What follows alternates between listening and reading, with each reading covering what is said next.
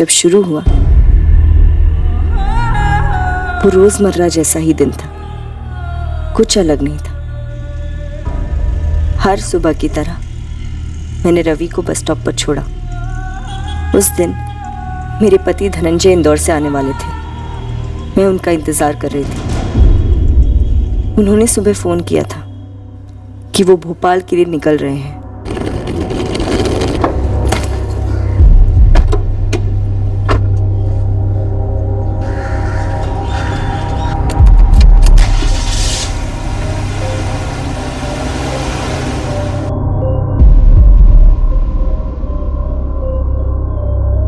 धनंजय ने मुझसे कहा था कि दोपहर के खाने पर पहुंचेंगे।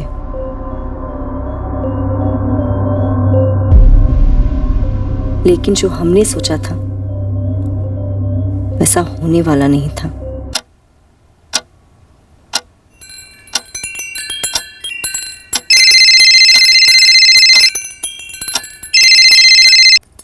हाँ धनंजय, कहाँ पहुंचे आप? हेलो आरती, घर पर सब ठीक है ना?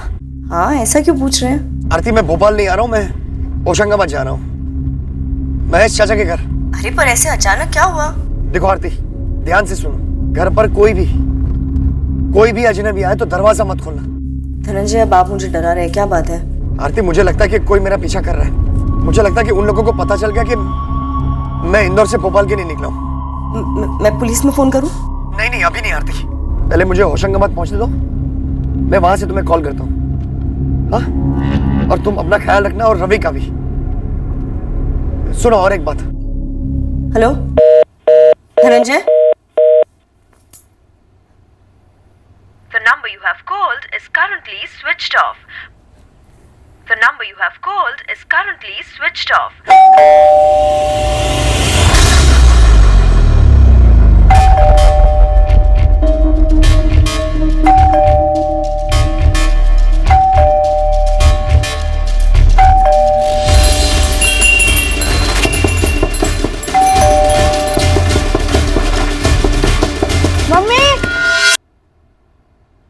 मम्मी,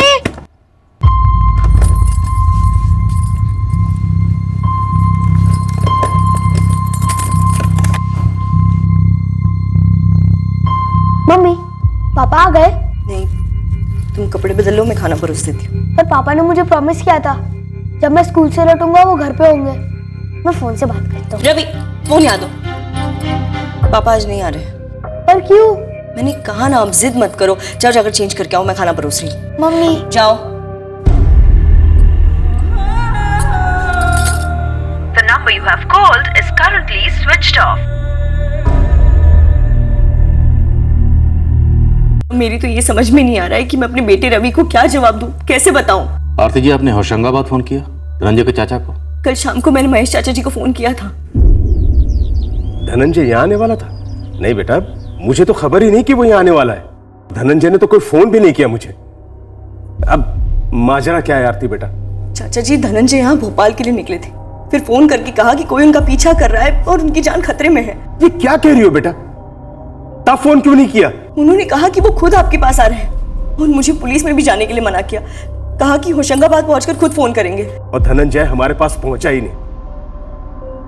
आरती बेटा, तुमने भूपेन से बात की? भूपेन धनंजय का छोटा भाई है, यही भोपाल में रहता है। आपने भूपेन को कांटेक्ट किया? जी किया। नहीं आरती भाभी, मेरी अभी भी घर पे आशु से बात हुई है। धनंजय भैया वहां नहीं गए हैं और मेरे पास भी उनका फोन नहीं आया कोई। मेरी लास्ट जब उनसे बात हुई थी तो उन्होंने बताया कि वो महेश चाचा जी के यहाँ जा रहे हैं होशंगाबाद, लेकिन चाचा जी कह रहे हैं कि धनंजय ने उन्हें फोन तक नहीं किया। मुझे बहुत डर लग रहा है भूपेन। आरती भाभी, क्या भैया को फिर से ऑफिस से ही खतरा था? ऑफिस के अलावा और किससे खतरा हो सकता है भूपेन? वो एकदम से अचानक 3-4 दिन के लिए भोपाल आ रहे थे। मैंने उनसे पूछा कि अचानक से क्यों आ रहे, तो कुछ बताया भी नहीं। सर, फिर भूपेन और उसकी पत्नी आशा हमारे घर आए। हमने रात भर इंतजार किया, फिर सुबह सीधे आपके पास आए हैं। इंदौर में क्या करते हैं आपके पति? लैंड रजिस्टर ऑफिस में सीनियर क्लर्क है, वहीं इंदौर में किराए पर रहते हैं और हम यहाँ भोपाल में। तो आपने इंदौर में पड़ोसियों के साथ चेक किया? हो सकता है वो वापस लौट गए। नहीं लौटे सर, मैंने वहां पर भी फोन किया था। MP XX663 है गाड़ी का नंबर और धनंजय चौधरी का फोटो सारे थानों में फ्लैश कर दिया है। सारे अस्पतालों में एक्सीडेंट केसेस भी चेक करो। कितना टाइम लगेगा सर? भूपेन जी, कार्रवाई शुरू हो चुकी है, थोड़ा टाइम तो लगेगा। पर आप चिंता मत कीजिए, हम आपके भाई को ढूंढ निकालेंगे। नंबर है 4412275881। नाम है धनंजय चौधरी। आदमी गायब हुआ है। धनंजय चौधरी की फोन रिकॉर्ड्स और लोकेशन हमें तुरंत चाहिए। उनकी जान को खतरा है शायद। खतरा उनके बॉस रजिस्ट्रार रंजीत चौहान से था। सर 2-4 बार मेरे सामने भी धनंजय भैया ने रंजीत चौहान का ही नाम लिया था। उन्होंने बोला था कि उन्हें खतरा है रंजीत चौहान से। लेकिन रजिस्ट्रार जैसे वरिष्ठ सरकारी अफसर से एक सीनियर क्लर्क की जान को कैसे और क्यों खतरा था? जहाँ तक मुझे पता है उनके इंदौर के लैंड रजिस्ट्री ऑफिस में भ्रष्टाचार हो रहा था और मेरे पति एक ईमानदार अफसर है। घूस के नाम से तक नफरत है उन्हें। मेरे पति को बहुत परेशान किया जा रहा था क्योंकि वो घूस लेने वाली मंडली में शामिल नहीं हो रहे थे। सर 1 हफ्ता पहले मैंने बातों बातों में ही धनंजय भैया से पूछ लिया था कि दफ्तर में क्या चल रहा है। कब से एक ही रट लगाए बैठे हुए हैं, हमारे ग्रुप में शामिल हो जाओ, हमारे ग्रुप में शामिल हो जाओ। भूपेन तू जानता है मेरा ज़मीर नहीं मान रहा है। ज़मीर तो पूरे जमाने का ही मर चुका है भैया। कभी कभी सोचता हूँ कि क्यों की मैंने सरकारी नौकरी। ये दिल करता है ये नौकरी छोड़ दूं, लेकिन फिर सोचता हूँ कि घर कैसे चलाऊंगा। साला भ्रष्टाचार का गढ़ बन गया हमारा दफ्तर। यहाँ घूस ना लो तो किसी दिन तुम्हारी जान ले लेंगे ये लोग। सर धनंजय भैया ने साफ साफ तो नहीं बताया। हाँ पर इतना कहा था कि रजिस्ट्रार रंजीत चौहान उन्हें घुमा फिराकर धमकियां दे रहा है। सब मुझे लगता है कि इंदौर के ऑफिस में जो हो रहा है वो यहाँ भोपाल हेडक्वार्टर्स में उसकी शिकायत करने आ रहे होंगे। रजिस्ट्रार रंजीत चौहान के खिलाफ शिकायत?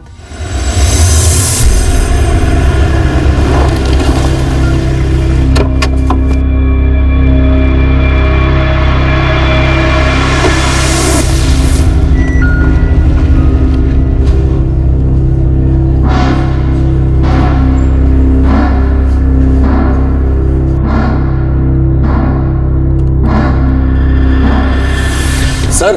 हाँ मुकेश। सर वो भोपाल पुलिस से फोन आया था। किस बारे में?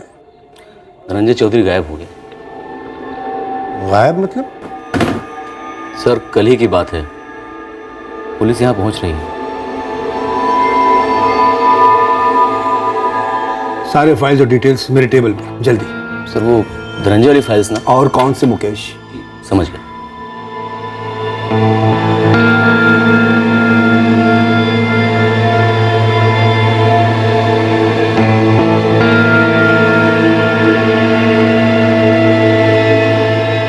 सर यहाँ से लेकर पूरे होशंगाबाद हाईवे पर धनंजय चौधरी की गाड़ी कहीं भी स्पॉट नहीं हुई है।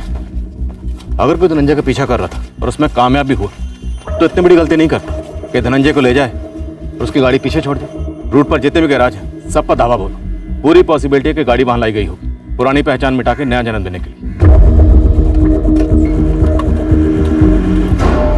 देखिए अभी तक अस्पताल से एक भी ऐसा एक्सीडेंटल केस सामने नहीं आया है जो धनंजय चौधरी से मेल खाता, लेकिन हम उन्हें ढूंढ निकालेंगे। हमारे सर इंदौर के लिए रवाना हो गए हैं। मैम प्लीज आप सर से कहिए कि थोड़ा जल्दी करें प्लीज। मैडम वो लोग बहुत खतरनाक हैं। हम भी कम नहीं हैं। आप हम पर पूरा भरोसा रखिए, हम उन्हें ढूंढ निकालेंगे।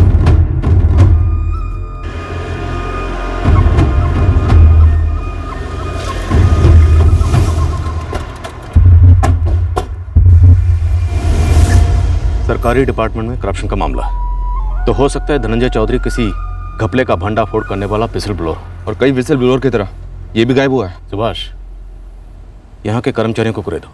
धनंजय चौधरी गायब हुए तो जाहिर सी बात है बहुत सी बातें हुई होंगी और हो रही होंगी। सर मैं ज़रा से रजिस्ट्रार रंजीत चौहान को टटोलता हूँ।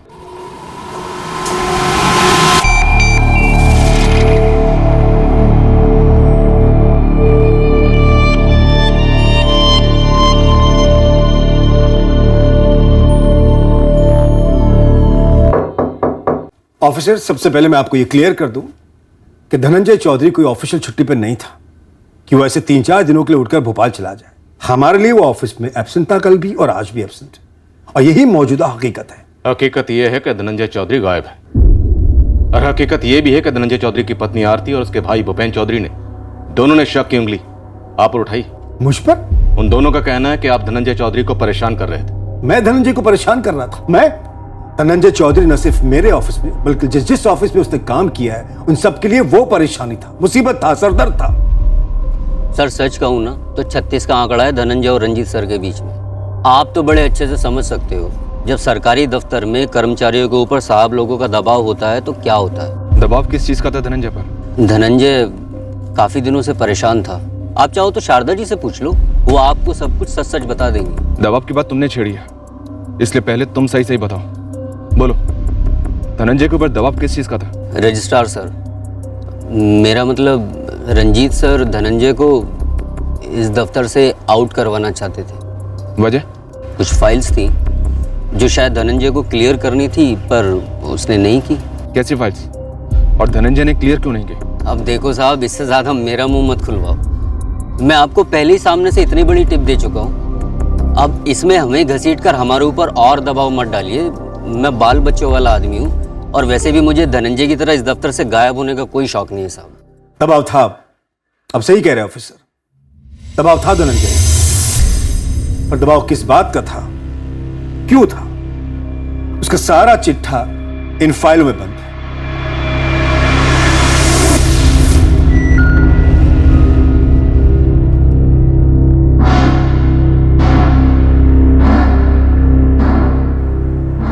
पिछले 7 साल से उसके खिलाफ इंक्वायरी चल रही है, दबाव तो होगा ही। आपका मतलब है धनंजय गलत है, और उसकी गलती यह है कि वो इस वक्त गायब है। एक नंबर का नौटंकी है इंस्पेक्टर, वो एक नंबर का फ्रॉड है। फ्रॉड? जी हाँ, पिछले 4 साल से उसके खिलाफ जो इंक्वायरी चल रही है, अब उसका फैसला होने को, उस फ्रॉड आदमी की सारी काली करतूतें, सारी चोरियां एक्सपोज होने को, धनंजय ना सिर्फ सस्पेंड बल्कि बर्खास्त होने को। और इसीलिए धनंजय ये पैंतरा रच रहा है गायब होने का। सहानुभूति हासिल करने का नाटक है या ड्रामा है सर। मुकेश? जी सर, ये धनंजय एक नंबर का कामचोर आदमी, सर से पांव तक भ्रष्ट, और ऊपर से शराब भी पीता है। सर, ये हफ्ते में 2 दिन भी अगर ढंग से काम कर ले तो बहुत बड़ी बात है। धनंजय कल गायब हुए, और हमने अभी तहकीकात शुरू ही की, और यहाँ धनंजय के लिए इतनी सारी फाइलें खुली। फाइलें खुली भी नहीं है इंस्पेक्टर, फाइलें बंद करने का वक्त आ गया। 1 महीने में उसकी इंक्वायरी का निष्कर्ष सामने आ जाता, अब फिर धनंजय नौकरी से बाहर होता या शायद जेल के अंदर। सर, एग्जैक्टली मुझे नहीं पता कि क्या हुआ था, लेकिन ये बात सही नहीं है कि धनंजय एक कामचोर था या ऑफिस के लिए सरदर्द था। वो अपना काम ठीक से करता था। ये बात मेरी समझ में नहीं आ रही है कि धनंजय का सर्विस रिकॉर्ड क्वेश्चनिंग में क्यों आया, और धनंजय के खिलाफ इंक्वायरी में खुद रंजीत सर इतना इंटरेस्ट क्यों ले रहे थे। हाँ सर, इस इंक्वायरी के कारण हर दूसरे दिन धनंजय को आड़े टेढ़े सवालों का जवाब देना पड़ता। अब भला ऐसे में कोई बंदा अपने काम पर कैसे ध्यान देगा। और जब उसकी खुद की फाइलें खोल रखी थी तो वो अपनी काम की फाइलें क्लोज कैसे करता सर। 2003 से जहां जहां धनंजय की पोस्टिंग हो रही थी, जबलपुर, ग्वालियर, रीवा, उज्जैन, तब से हर जगह उसका सर्विस रिकॉर्ड निकाला गया था। बाल की खाल निकाल रहे थे ये लोग। 24 घंटे टेंशन में रहता था धनंजय। अब तो ये आलम है कि चाय पीते हुए भी टेंशन होती रहती है। कहीं रंजीत से देख लेंगे तो सीधे मेरी फाइल में नोटिंग कर लेंगे। 5 मिनट की जगह 15 मिनट तक जानबूझकर चाय पी रहा था। शांति रखिए यार, तू साइको होता जा रहा है। तो और क्या होगा यतीन, खाते पीते जागते सोते, यहाँ तक कि हकते वक्त भी लोग सवाल पूछते रहते हैं। तो आदमी नॉर्मल कैसे रह सकता है? ये सवाल कोई मैंने पैदा नहीं किए, और ये इंक्वायरी भी कोई मैंने शुरू नहीं की थी। मैं तो यहाँ 3 साल पहले ट्रांसफर होकर आया हूं। उससे पहले मैं धनंजय को जानता तक नहीं था। उसकी फाइलें मुझे उज्जैन से फॉरवर्ड की गई थी, जहां वो 2011 और 12 में पोस्टिंग पर था, और ये इंक्वायरी 2010 से चल रही उसके खिलाफ, जब वो जबलपुर में पोस्टिंग पर था।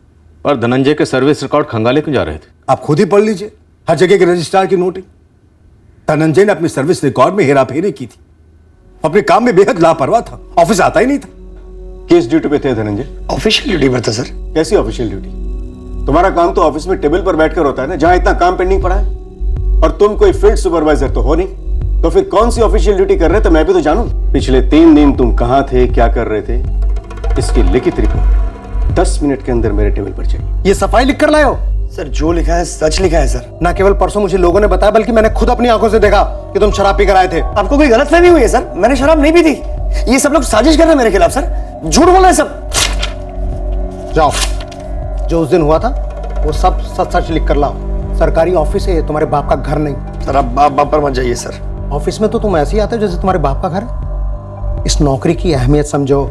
ऐसी सरकारी नौकरी के लिए लोग अपनी जान तक देने के लिए तैयार रहते हैं, और तुम काम चोरी और चोरी में लगे रहते हो। तुम्हारी औकात नहीं है उस कुर्सी पे बैठने की, फौकट की तनख्वाह लेते हो। क्या है ये? इसमें साफ नजर आ रहा है कि तुम्हारे अटेंडेंस रिकॉर्ड में फेरबदल की गई है। नहीं सर, ऐसा बिल्कुल नहीं है, ये असली है। मैं इस कुर्सी पर ना बगीचे में टहलते हुए नहीं पहुंच गया हूं। मुझे मत सिखाओ क्या असली है क्या नकली है। सर मेरी अटेंडेंस अप टू डेट है। क्या खाक अप टू डेट है? तुम्हारा पूरा टेबल पेंडिंग फाइलों से भरा पड़ा है। वो गवाह है, सबूत है कि तुम कितने टाइम अपने टेबल पे बैठते हो। नहीं सर, ऐसा कुछ नहीं है। वो सब फाइलें रखी गई है मेरे टेबल पर। मुझे बदनाम करने की साजिश हो रही है सर। ये स्टैंडर्ड बकवास होती धनंजय की।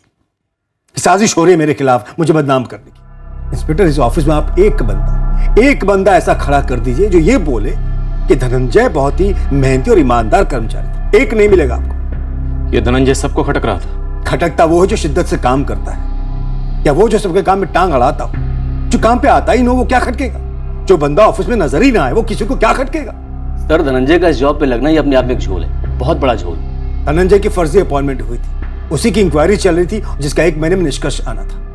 और जिस घूस की आप लोग बात कर रहे हो वो घूस उसने मुझे देने की कोशिश की थी, अपनी फाइल दबाने के लिए, अपने आप को इस जॉब से बर्खास्त होने से बचाने के लिए। सर रंजीत सर, तुम आज फिर गायब थे धनंजय। तुमसे खास तौर से कहा था कि तुमसे कुछ सवालों के जवाब चाहिए मुझे। सर आपने क्यों मुझसे 36 का आंकड़ा बनाए रखा है? मैं घर में अकेला कमाने वाला हूँ सर। कमाई काम से होती धनंजय, और काम का और तुम्हारा 36 का आंकड़ा है। रंजीत सर, हाथ जोड़ता हूँ आपके, मेरी इंक्वायरी की फाइल किनारा लगा दीजिए सर। सब कुछ आपके हाथ में सर। आप जो बोलेंगे मैं आपके हाथ में रख दूंगा सर। मतलब?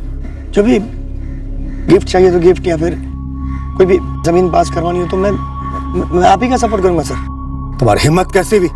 Bloody rascal. सर अंग्रेजी में हम गाली देंगे तो भी गाली तो गाली ही रहेंगी ना। मैं सुनूंगा नहीं sir. Get lost, you third grade आदमी। अपनी काली करतूतों को छिपाने के लिए तुम मुझे घूस देने की जुर्रत कर रहे हो? मुझे भूल गए कि मैं रजिस्ट्रार हूं। आप रजिस्ट्रार हैं तो मैं भी रास्ते का कंकड़ नहीं हूं सर। आपसे एक ही लेवल नीचे का अफसर हूं, और मेरे लेवल से भी आपको नीचे गिरा सकता हूं सर, काफी नीचे। घूस नहीं ली तो अब धमकी दे रहे हो? मेरी नौकरी मेरी पहचान है सर, मेरी जिंदगी है, और उसे बचाने के लिए मैं कुछ भी कर सकता हूँ, कुछ भी। यहाँ उल्टा चोर कोतवाल को डांटने वाला मामला है, और ये धनंजय चौधरी कोई गायब नहीं हुआ है, चुप के बैठा हुआ कहीं ताकि मुझ पर कीचड़ उछले। चौहान साहब, अगर आप धनंजय चौधरी के बारे में इतना सब कुछ जानते हैं तो ये भी बता दीजिए कि इस वक्त धनंजय चौधरी कहाँ छुप कर बैठा हो? आपका ये सवाल साफ दर्शाता है कि आपको वाकई मुझ पर शक है। शक ना करने की कोई वजह भी तो नहीं है। वजह आपको मिलेगी जबलपुर के रजिस्ट्रार किशोर होलकर से। एक बार बात कीजिए उनसे, आपको पता चलेगा कितना बड़ा फ्रॉड है ये धनंजय चौधरी। मुकेश। जी सर। इस 13 साल की सर्विस में धनंजय चौधरी के खिलाफ छोटे से छोटा मेमो भी इशू हुआ हो वो मुझे चाहिए। जी सर। सर, जबलपुर में तो धनंजय के खिलाफ पुलिस कंप्लेन भी हुई थी। ओह यस, ये कैसे भूल गया मैं।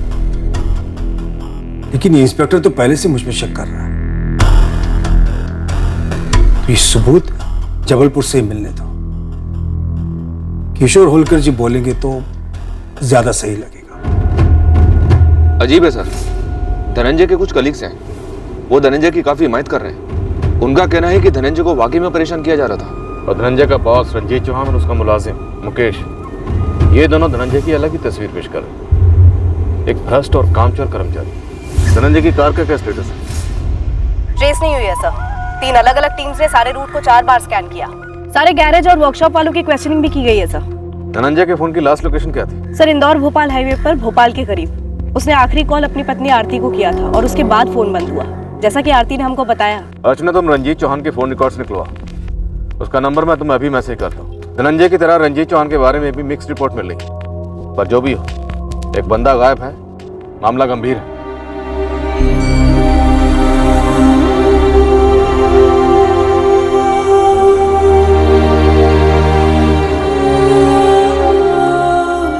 पापा वापस आ जाएंगे ना चाचू?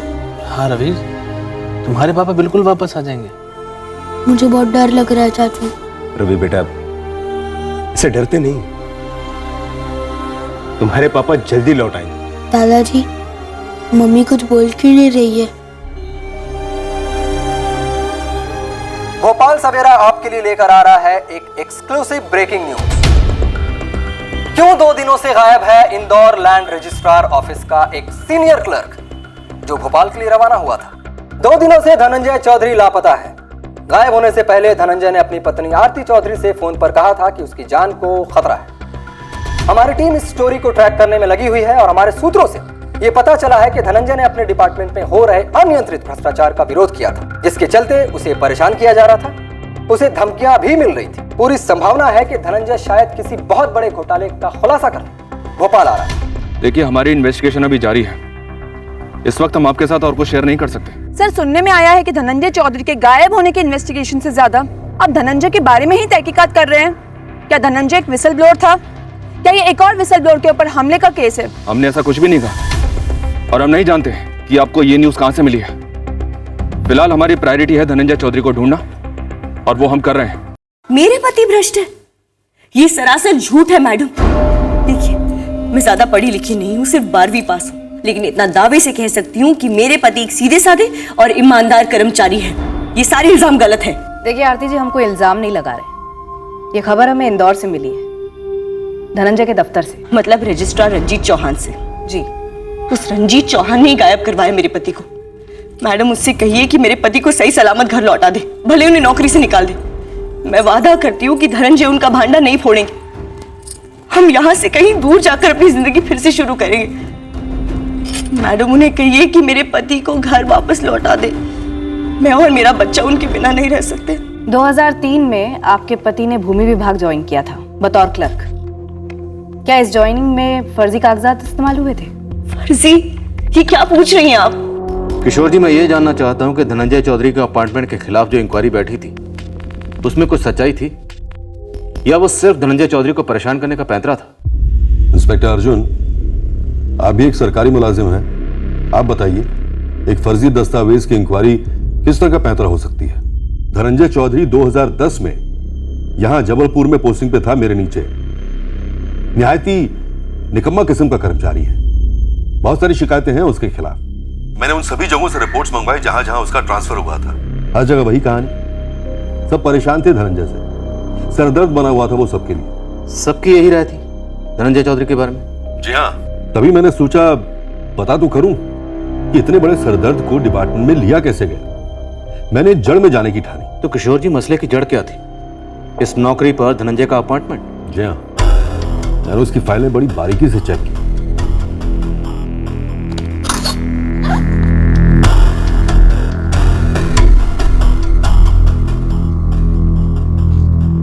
अनीता, इस धनंजय चौधरी को गोद लिया गया था।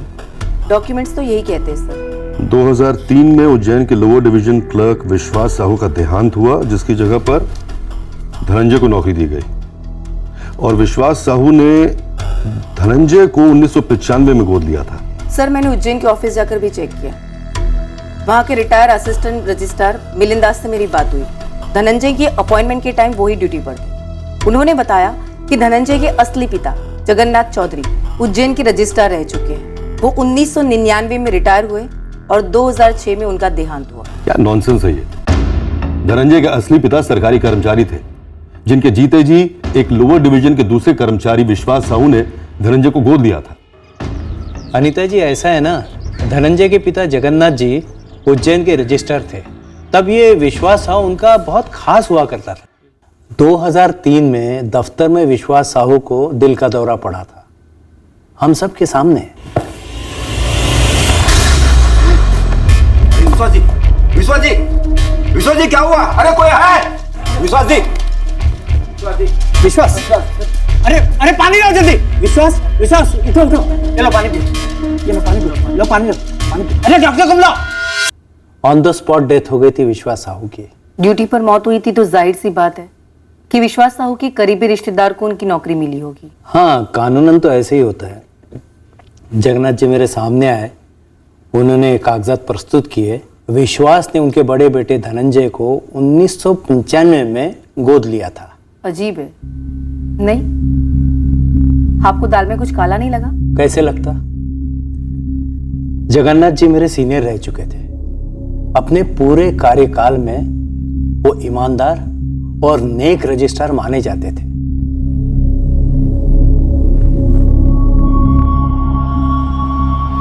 ठीक से चेक कर लीजिए मिलिंद जी। अरे जगन्नाथ जी, आप शर्मिंदा कर रहे हैं। मैं तो बस फॉर्मेलिटी के लिए देख रहा हूँ। आपसे ज्यादा सटीक दस्तावेज में कोई हो ही नहीं सकता। अरे ऐसी बात नहीं है मिलिंद जी, विश्वास मेरे बेटे समान था। अब धनंजय उसके बेटे की तरह डिपार्टमेंट की सेवा करेगा और उसके परिवार की देखरेख भी। धनंजय आपका बेटा है, विश्वास का दत्तक पुत्र है, और मुझे पूरा भरोसा है कि धनंजय डिपार्टमेंट की बढ़िया सेवा करेगा। उसके बाद उमरिया में मेरा ट्रांसफर हुआ, 4 साल बाद मैं रिटायर हुआ। पर बंद किवाड़ खोल रहे हैं आप, माजरा क्या है? मिलिंद जी, विश्वास साहू की वसीयत और धनंजय का दत्तक प्रमाण पत्र, मतलब अडॉप्शन पेपर, ये दोनों दस्तावेज ऑफिशियली रजिस्टर्ड नहीं है। पर ऐसा है कि जगन्नाथ जी की तरफ से जाली दस्तावेज पेश करने की गुंजाइश ही नहीं थी। वो खुद ऐसे करतूतों के सख्त खिलाफ थे। पर खुद की बेटे के मामले में शायद कमजोर पड़ गए हो। हमें धनंजय के पूरे सर्विस रिकॉर्ड में कहीं भी रजिस्टर किए हुए ये डॉक्यूमेंट्स नहीं मिले। अनीता जी, अब मैं क्या कहूँ? पूछने के लिए ना जगन्नाथ जी जिंदा है, ना ही विश्वास साहू रहे। सर, फिर मैंने उज्जैन में विश्वास साहू की पत्नी सावित्री साहू और उनकी बेटी कोमल से बात की। क्या कहा उन्होंने? वो दोनों तो इस बात से बिल्कुल अनजान थे कि विश्वास साहू ने धनंजय को दत्तक लिया था।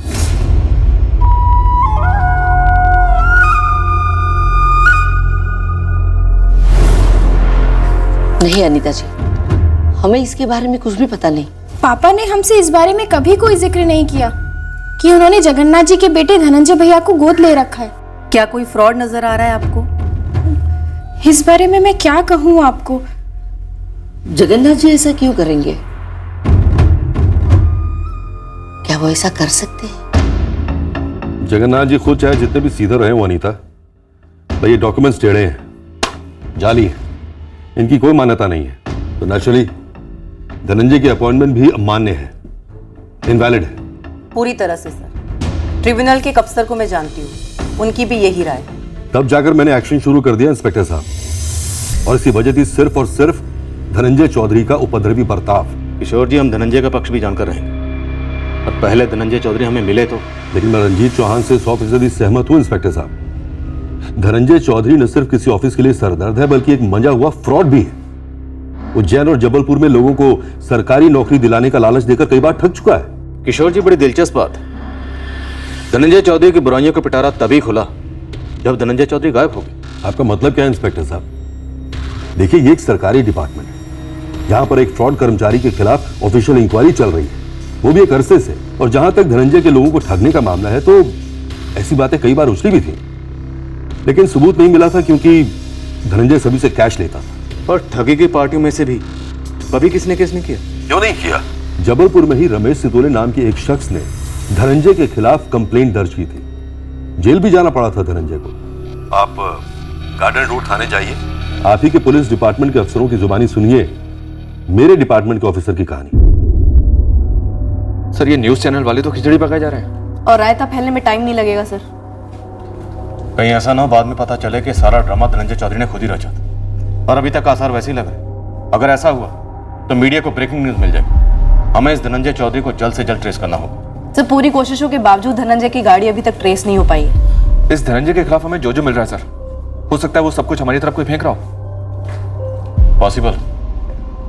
रंजीत चौहान के फोन रिकॉर्ड्स का क्या? कल तक आ जाएंगे सर। एक बात और है सर, अगर इस धनंजय का पीछा किया जा रहा था तो हो सकता है कि किडनैप किया गया या फिर कुछ और। अब ये रंजीत चौहान खुद तो अपने मेले हाथ करेगा नहीं, इसने किसी और को काम दिया होगा। अपनी खबरी काम पर लगा दी है सर। सुभाष, तुम जबलपुर जाओ, वहां गार्डन रोड पुलिस स्टेशन में रमेश सितोले ने धनंजय के खिलाफ पुलिस कंप्लेंट दर्ज करवाई थी। किशोर होलकर का कहना है कि रमेश के साथ हुए फ्रॉड के लिए धनंजय को जेल भी हुई थी। वहां जाओ और पूरी डिटेल लिख लो, पता करते हैं हकीकत क्या है। पता तो चले क्या वाकई धनंजय लोगों को फंसा रहा था या फिर उसे फंसाने के लिए लंबे अरसे से प्लानिंग चल रही थी। अर्चना, तुम उज्जैन पुलिस से कांटेक्ट करो, उनसे कहो कि धनंजय को दत्तक लेने वाले विश्वास साहू की फैमिली से मिले। यहाँ दाल में कुछ तो काला जरूर, और दाल क्या है काला क्या है ये अभी क्लियर नहीं है, पर हो जाएगा। हम दाल में काला ढूंढ रहे थे, धनंजय के अतीत में और उसके आसपास के लोगों के वर्तमान में। पर इससे पहले कि हम इस दाल को चखते, हमारे इस केस की दाल पर एक जबरदस्त तड़का लगने जा रहा है।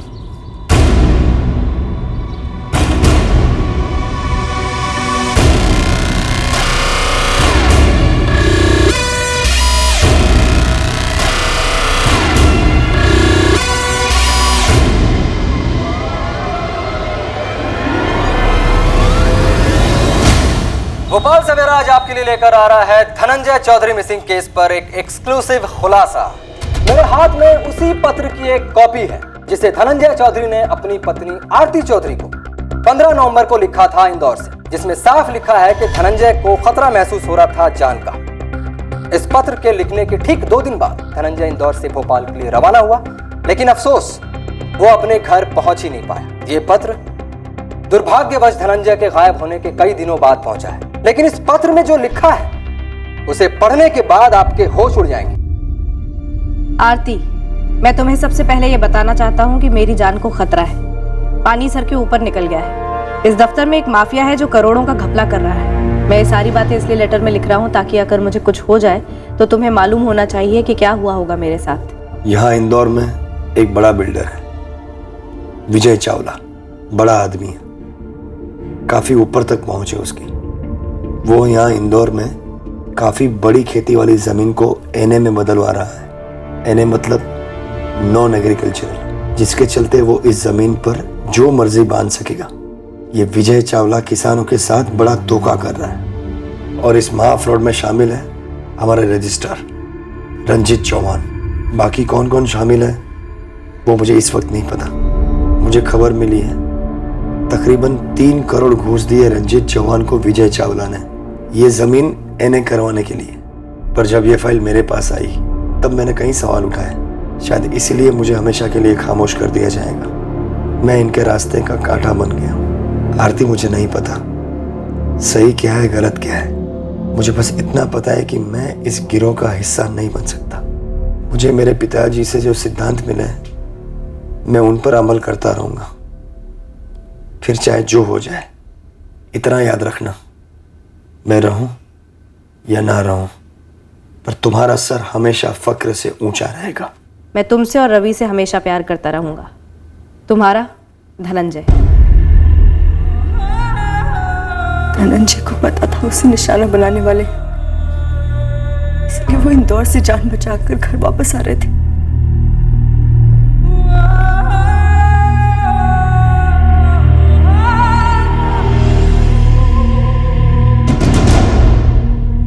सर, मैंने पोस्टल डिपार्टमेंट से चेक किया, उनकी तरफ से वाकई में देरी हो गई। ठीक है, हो गई देर, लेकिन एक बात समझ में नहीं आई। धनंजय चौधरी अगर अपनी पत्नी को ऐसा खत लिख सकता है तो इंदौर पुलिस ये हमारे पास आकर शिकायत दर्ज क्यों नहीं करवाई उसने? सर, शायद धनंजय यहाँ भोपाल हेडक्वार्टर्स में किसी सीनियर अधिकारी को कंप्लेन करने के लिए निकला होगा। इंदौर में उसे खतरा महसूस हुआ होगा। अर्चना, आरती से बात करनी होगी, पता करना होगा कहीं ये दोनों मियाँ बीवी की मिली भगत तो नहीं है। सर, ये तो मतलब टू मच हो गया है। ये आप आरती से पूछ रहे कि उसने और धनंजय ने मिलकर कोई साजिश रची है? मेरी समझ नहीं आता कि आप लोगों के सवालों का क्या जवाब दूं।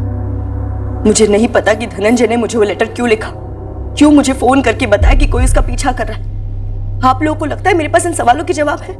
आपने खुद कहा कि आपको अपने पति धनंजय के ऑफिस के काम के बारे में कुछ नहीं पता, पर फिर भी आपके पति धनंजय चौधरी ने ऑफिस से रिलेटेड इश्यूज को लेकर चिट्ठी आपको लिखी, ना इंदौर के किसी कलीग को, ना पुलिस को। मुझे लगता है आप लोगों को भी पैसे मिले हैं सारा इल्जाम मुझ पर और धनंजय पर लगाने के लिए, इसलिए पहले दिन से आप उस रंजीत चौहान के इशारों पर नाच रहे हैं।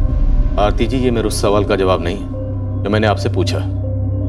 और एक सवाल, आपको 17 नवंबर की दोपहर को यह पता चल गया था कि आपके पति धनंजय चौधरी की जान को खतरा है, और आप हमारे पास आई 18 नवंबर, पूरा एक दिन इंतजार करने के बाद। क्यों?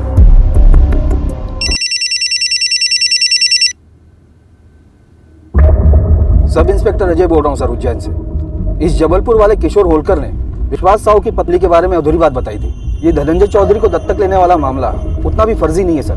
पर मैंने अडॉप्शन डॉक्यूमेंट्स खुद देखे, उनकी रजिस्ट्रेशन हुई नहीं थी। ये सच है कि रजिस्ट्रेशन नहीं हुआ, लेकिन विश्वास साहू की पत्नी सावित्री और बेटी कोमल इस अडॉप्शन से नाखुश थी। ये बात झूठ है, उन्होंने खुद मुझे बताया था। साहब जी, अनीता जी ही नहीं बल्कि किसी और से भी हमने ये नहीं कहा कि मेरे पति विश्वास साहू ने धनंजय को गोद लिया ही नहीं होगा।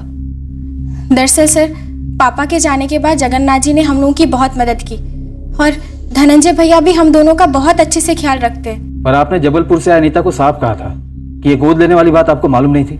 ये तो हम अब भी कहते हैं, हमें सचमुच पता नहीं था। लेकिन अगर कोमल के पापा ने धनंजय को गोद लिया भी तो क्या गलत किया? धनंजय है भी तो हमारे बेटे की तरह। ये नौकरी लगने के बाद धनंजय ने हमारी बहुत मदद की। धनंजय और उसके परिवार के कई सारे उपकार हैं हम पर। और सर, पापा के अचानक गुजर जाने के बाद वो जॉब मुझे मिल भी जाती, लेकिन शायद मैं वो जॉब करती भी नहीं। इसलिए पापा ने जो किया वो हमारे हिसाब से सही किया है। और अनीता जी दफ्तर की तरफ से पूछताछ कर रही थी, तो भला हम उन्हें अपने घर की बात क्यों बताते? और हमने कहा हमें नहीं पता। लेकिन सर, इसका मतलब ये नहीं है कि वो डॉक्यूमेंट फर्जी था। सर, विश्वास साहू की मौत अचानक हुई थी 2003 में, पर अडॉप्शन के पेपर तो 1995 के हैं। शायद रजिस्टर न किए हों, पर अडॉप्शन आपसी सहमति से हुआ होगा। पूरा मामला फर्जी है ये कह नहीं सकते। सही कह रहे हो अजय, थैंक यू। अगर रजिस्ट्रेशन फर्जी नहीं है तो हो सकता है धनंजय इतना बड़ा फ्रॉड या चंट ना हो जितना इंक्वायरी वाले बता रहे हैं। हाँ सर, मुझे भी यही फीलिंग आ रही है। पर अगर धनंजय के दिल में कोई चोर नहीं था और उसकी जान को खतरा था खुद अपने डिपार्टमेंट से, तो उसे हमारे पास आना चाहिए। वो नहीं आया।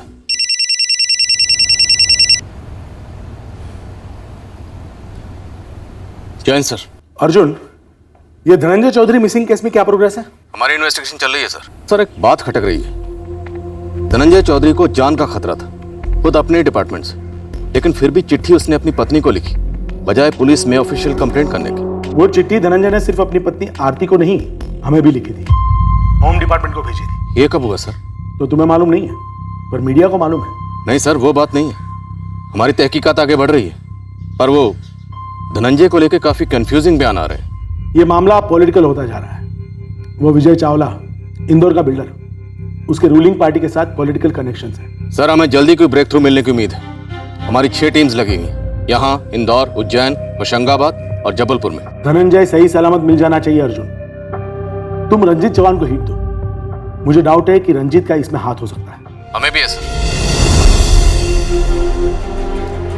भाभी, कहाँ जा रही हैं आप? धनंजय इतने दिनों से गायब है, ना पुलिस कुछ करी ना कोई और कुछ कर रहा है। अब मैं खुद ढूंढूंगी उन्हें, और जब तक वो मिलेंगे नहीं मैं उन्हें घर वापस न ले आऊं। मैं चैन से नहीं बैठने वाली हूं।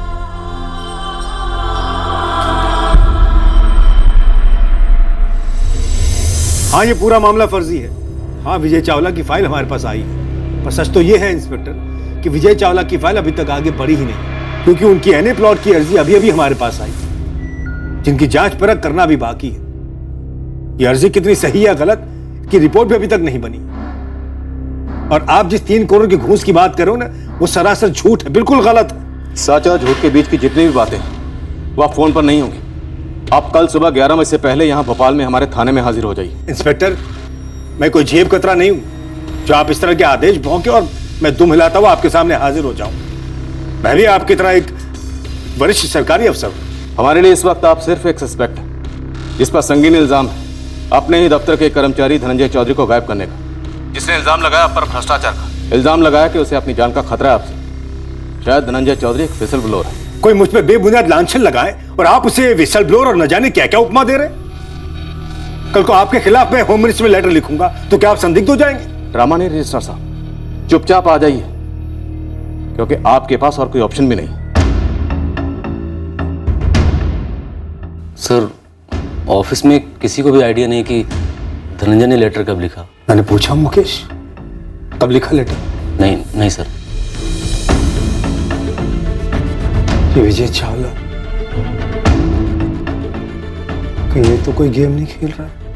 सर, ये विजय चावला तो साफ इनकार कर रहा है कि उसने किसी को 3 करोड़ की घूस ऑफर की है। अर्चना, कोई कुछ भी कबूल नहीं करेगा जब तक ये धनंजय चौधरी हमारे सामने नहीं होगा। और सर, ये आरती टीवी चैनल्स में जाकर हमारे खिलाफ कुछ भी बयान दे रही है। मामला और बिगड़ सकता है सर। मैं आप सबसे हाथ जोड़कर विनती करती हूँ, जो कोई मेरे पति धनंजय चौधरी के बारे में कुछ भी जानता हो, प्लीज सामने आकर बताइए। मैं एक साधारण गृहिणी हूँ। मुझे नहीं पता कि पुलिस मेरे पति को ढूंढने के बजाय मेरे पीछे क्यों पड़ी है। मेरे पति का लेटर आप सबने पढ़ा है। अगर मुझे पहले जरा भी पता होता कि उनकी जान को खतरा है तो मैं उनसे मनहूस नौकरी छुड़वा कर रहती।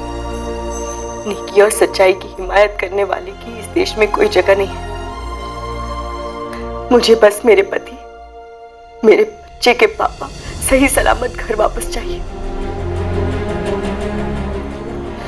उनके अलावा हमारा इस दुनिया में कोई नहीं है। गौर के लिए मेरी मदद कीजिए।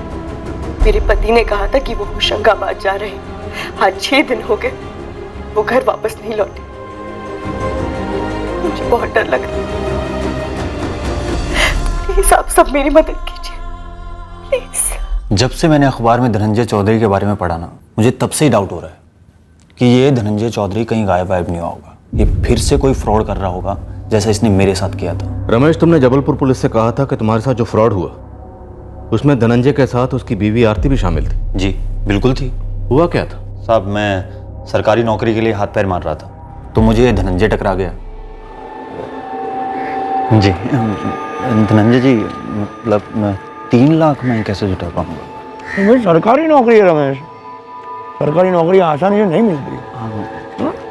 नीचे से ऊपर तक हर नट बोल्ट को ग्रीस लगाना पड़ता है। तगड़ा जैक लगा मैंने तुम्हारे लिए। और भाई नौकरी मिलने के बाद तो बटर होंगे ना। सरकारी नौकरी है भाई, सोने की खान है। नहीं धनंजय भाई, मैं क्या कह रहा था कि फिर भी 3 लाख बहुत ज्यादा है। मैं कह रहा कुछ थोड़ा बहुत कम नहीं हो सकता? अबे सबसे मिनिमम पैकेज ऑफर कर रहा हूँ, सोच लो। नहीं दे सकते हो तो ठीक है, जिंदगी में कभी नहीं मिलेगी सरकारी नौकरी। माफ करना धनंजय भाई, मुझसे ना हो पाएगा। साहब, एक बात तो मुझे मालूम ही नहीं थी कि जितनी सरकारी नौकरी पाने की तलब मुझको थी, उससे दुगनी तलब तो धनंजय को मुझसे पैसा ऐंठने की थी। आरती? हाँ बताता हूँ साहब। धनंजय मुझे बोला कि तुम घर आ जाओ, जो भी बात करनी है हम आमने सामने बैठकर कर लेते हैं। तो साहब मैं उसके घर चला गया। घर गया तो वहां धनंजय था ही नहीं सर। चाय लीजिए रमेश जी। हाँ जी। भाभी कब तक आएंगे धनंजय जी?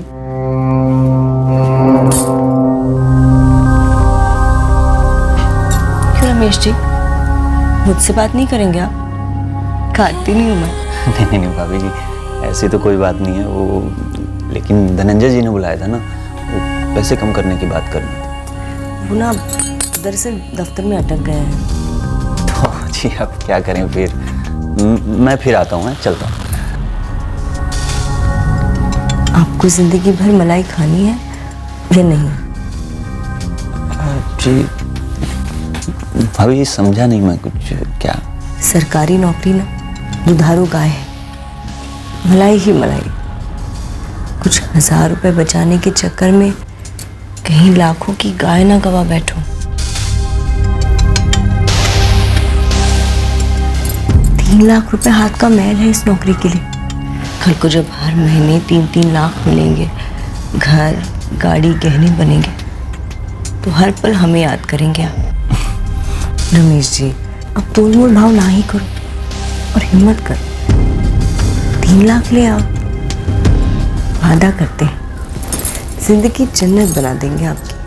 मैं तो बस क्या बताऊं सर। सब कुछ बताओ। इस जन्नत के वादे में सिर्फ नौकरी थी या कुछ और?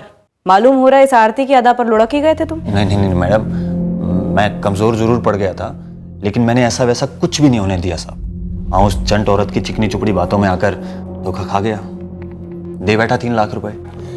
रमेश सितौले की शिकायत दर्ज करने के बाद ही हमने धनंजय और उसकी पत्नी आरती चौधरी दोनों को गिरफ्तार कर लिया था। अरे सर झूठ बोला ये रमेश सिसोले। मुझे उसने 3 लाख रुपए दिए, तो कोई तो सबूत होगा उसके पास। ऐसे कैसे आपने मान ली उसकी बात? सर देखिए, हम भी सरकारी नौकर है आपकी तरह। सर सुनिए। मैडम, मैंने इस रमेश सितोले का नाम तक नहीं सुना है। आप प्लीज मुझे घर जाने दीजिए, मेरे 4 साल का बेटा अकेला है घर पे। सरकारी नौकरी का झांसा देकर 3 लाख रुपए लूटते वक्त तुझे अपने बच्चे का ख्याल नहीं आया? मैडम वो झूठ बोल रहा है, लेकिन मेरा रवि सच में घर पे अकेला है। प्लीज मुझे जाने दीजिए। रवि घर पर नहीं है, हमने उसे तेरे देवर भूपेन और उसकी पत्नी के हवाले कर दिया। मैडम रुकिए। लेकिन रमेश सितौले ने धनंजय और उसकी पत्नी आरती चौधरी को पैसे दिए थे, इस बात का हमारे पास कोई सबूत नहीं था। इसी 1 हफ्ते के बाद ही धनंजय और उसकी पत्नी आरती चौधरी की जमानत हो गई। रमेश के अलावा और भी लोग होने चाहिए। कुछ लोग जो धनंजय को जानते हैं, उनका कहना है कि ऐसे काफी लोग थे जिनको धनंजय ने ठगा था। हाँ हो सकता है, लेकिन सबूत लेकर कोई सामने नहीं आया। और जनरली इस तरह की डीलिंग कैश में होती है, जिसका सबूत मिलना मुश्किल होता है। इससे हम लोग ज्यादा कुछ कर नहीं पाए। वो धनंजय और आरती है ना, अव्वल नंबर के ठग है, बहुत पहुंची हुई चीज है। और वो औरत आरती, वो तो जहरीली नागिन है, नागिन। बहुत मुखौटे हैं उसके। आप सबको लगेगा कि भोली भाली औरत है, लेकिन ऐसा कुछ भी नहीं। उसके बाद तुम आरती से मिले? मिला था जब अपने पैसे मांगने गया। ये लो, अब बताओ कौन से पैसे? मैंने जो 3 लाख रुपए दिए थे उसकी बात कर रहा हूँ मैं। अच्छा, उस बहाने से तुमने मेरे कपड़े फाड़े, मेरी इज्जत पर हाथ डाला, मेरी साड़ी उतारने की कोशिश की। कितनी घिनौनी सोच है आपकी रमेश जी। पैसे मांगने के बहाने घर पर आए और जब घर पर कोई नहीं तो मेरा बलात्कार करने की कोशिश की। धमकाने लगी, बोली बलात्कार का केस ठोक दूंगी। आप लोग भी बच के रहिएगा, वो आपके साथ भी कुछ भी कर सकती है। वो कब क्या खेल खेलेगी किसी को कुछ भी नहीं पता। सर, सिर्फ ब्लड ग्रुप मैच होने से यह साबित नहीं होता कि ये खून धनंजय का ही है, और ये भी साबित नहीं होता कि धनंजय मारा जा चुका है। ऊपर से आप कह रहे थे कि धनंजय संदिग्ध है फ्रॉड का। धनंजय और उसकी बीवी आरती सस्पेक्ट है या विक्टिम, इन दोनों पॉसिबिलिटीज के बीच हम दीवार पे लगी घड़ी के पेंडुलम की तरह झूल रहे। कभी लगता है विक्टिम है, कभी लगता है सस्पेक्ट, और ऊपर से होशंगाबाद और उसके आसपास के इलाकों में कोई लाश नहीं मिली अभी तक। आप लोगों को दोनों किस्म के सिग्नल्स मिल रहे हैं, इस धनंजय के बारे में और उसकी वाइफ आरती के बारे में। तो मैं पूरे दावे के साथ तो ये नहीं कह सकता हूँ कि ऐसा ही हुआ होगा, पर हो सकता है कि माजरा कुछ और ही हो। जैसे कि करप्शन, घूसखोरी। इन मामलों को साबित करना आसान नहीं होता है, तो हो सकता है इस करप्शन के पर्दे की आड़ में कोई और ही जाल बुना जा रहा हो। ये पूरी साजिश धनंजय की खुद की रचाई हुई हो। उसने खुद गाड़ी को जंगल ले जाके छोड़ा हो और उस पर खून के दाग छोड़ दिए।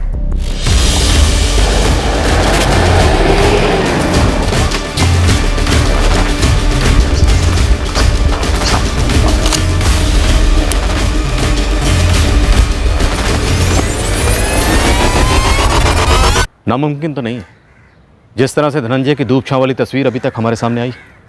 पर सर, मोटिव क्या हो सकता है? अपनी नौकरी को बचाने के लिए सहानुभूति बटोरने की कोशिश, या फिर किसी और ही एंगल के बारे में बात कर रहे हैं? जी मैम, कोई और एंगल की, जो इस नौकरी, करप्शन वगैरह से अलग हो। कोई अफेयर हो शायद। यानी धनंजय की इंदौर में कोई प्रेमिका हो जिसके लिए वो आरती को छोड़ना चाह रहा हो। क्वाइट पॉसिबल मैम, लेकिन सर इसका उल्टा भी तो हो सकता है कि शायद अफेयर धनंजय का नहीं, आरती का हो। देखिए, अगर वाकई में धनंजय की जान खतरे में थी और अगर वाकई में उसे मारा गया है, हो सकता है कि उसके पीछे आरती का हाथ हो।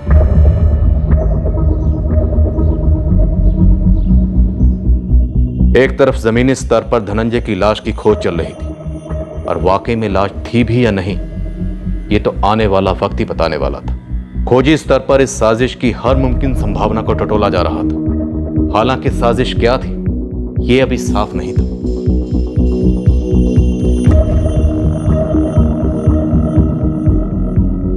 सर, आरती के कॉल रिकॉर्ड्स किसी भी अफेयर की तरफ इशारा नहीं कर रहे। धनंजय के कॉल रिकॉर्ड्स में भी इंदौर की किसी ऐसी औरत का नंबर फीचर नहीं हो रहा है जो इस बात की तरफ इशारा करे कि धनंजय ने उसके साथ मिलकर कोई प्लानिंग की होगी। सर, अगर ये दोनों इतने शातिर हैं जितना कि सुनने में आया है, तो इन शातिरों के पास 2 मोबाइल फोन्स भी हो सकते हैं, 3 भी हो सकते हैं, 4 भी हो सकते हैं, जिनके बारे में हमें कोई खबर ही नहीं है। खबर तो हमें पता करनी पड़ेगी अर्चना, किसी को कुछ ना कुछ तो पता ही होगा। मुझसे और क्या पता करना चाहते हैं सर आप?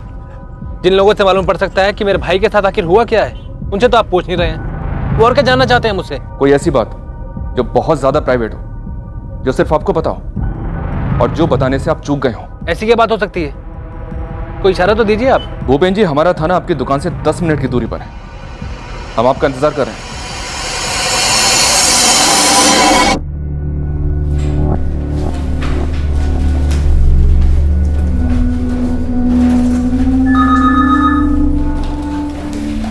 क्या ये? मुझे वॉलंटरी रिटायरमेंट लेनी है मुकेश जी। कोई खास वजह? जी,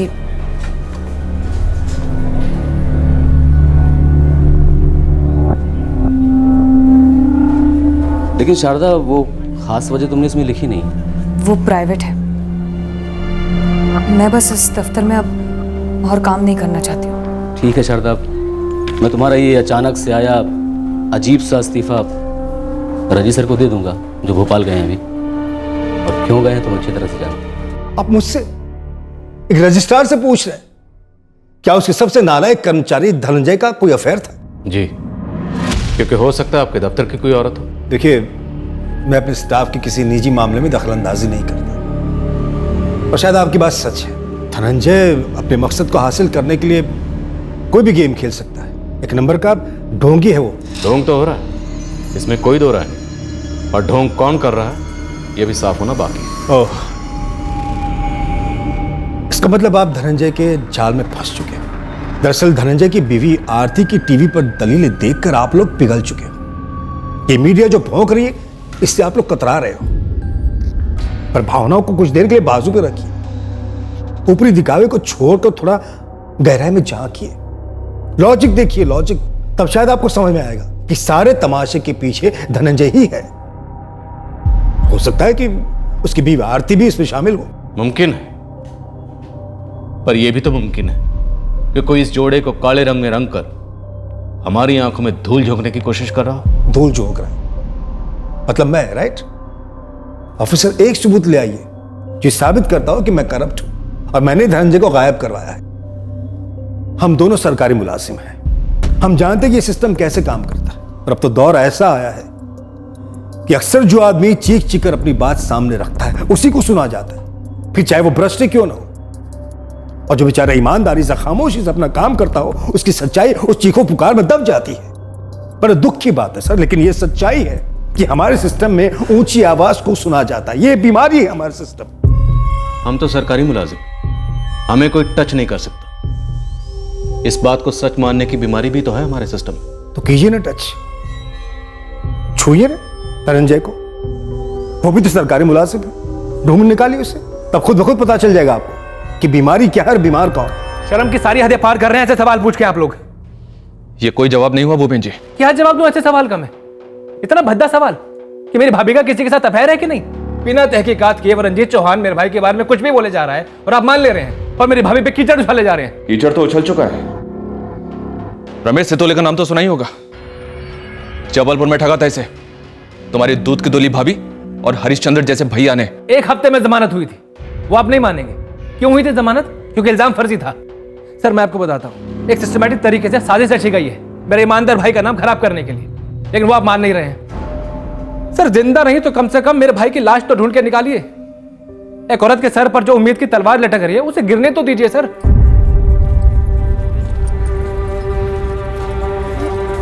मैं पुलिस से ये कहने आई हूँ कि जो भी पूछना है मुझसे मेरे मुंह पर पूछे।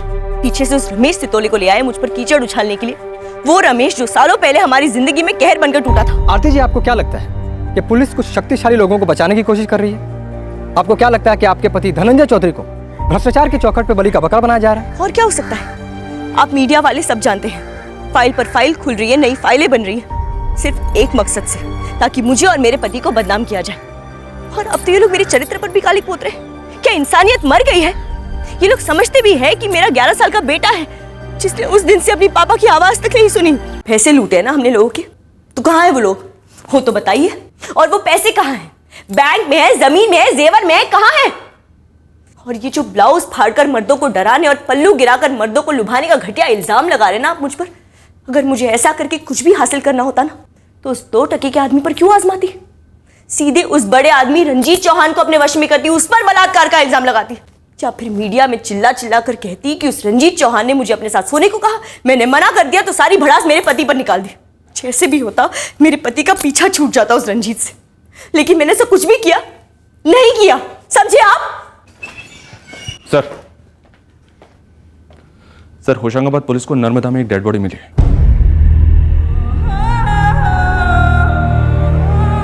आज सुबह ही मिली सर, तैरते तैरते किनारे पर आ गए।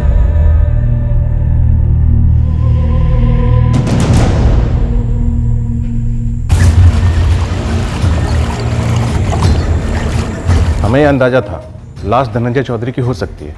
कई दिनों से हमारी टीम जंगलों में सर्च कर रही थी उसे। लाश धनंजय की ही है सागर? धनंजय की हो सकती है सुभाष, ब्लड ग्रुप मैच कर रहा है। और एक डिटेल है जो बवाल खड़ा कर सकती है। क्या? पोस्टमार्टम रिपोर्ट के मुताबिक मौत 4 दिन पहले हुई, यानी 24 नवंबर या 25 नवंबर को। धनंजय 17 नवंबर को गायब हुआ, यानी अगवा करने के बाद 1 हफ्ते तक उसे जिंदा रखा गया था। और मौत कैसे हुई? बॉडी की सारी हड्डियां तोड़ दी गई हैं सुभाष।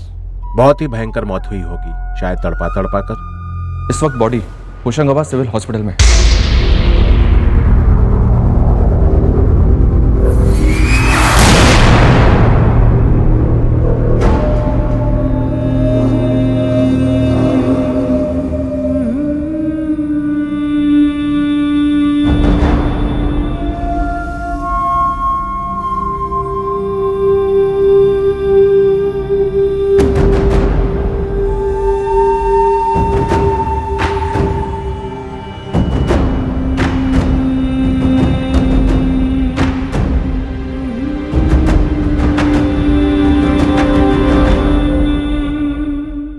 धनंजय के सर्विस रिकॉर्ड्स में सारी डिटेल चेक करवाए।